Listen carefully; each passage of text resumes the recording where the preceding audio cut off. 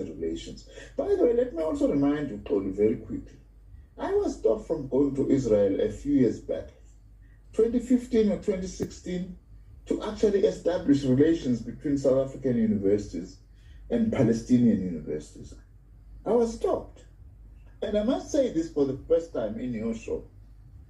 At that time, it was President Zuma who was president. He said nothing when I was prevented from going to Israel. No, the Minister of International Relations at that time, they kept quiet, dead.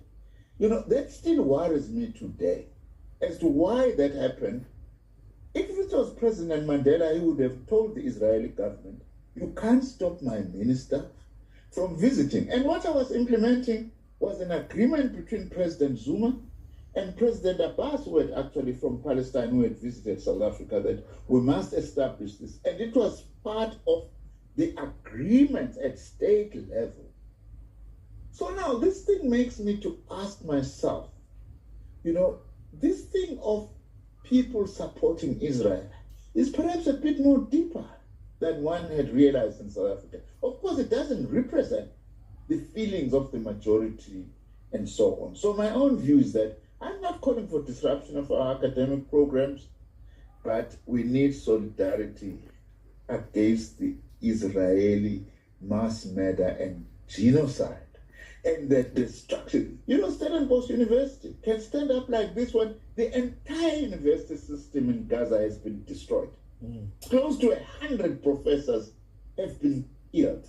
Minister Nzimande. And the whole university system has ground to a halt. And then you get a South African university, by the way, which also has got very extensive international relations. And what is this going to do to that university? And what image is this going to give South African universities in the world?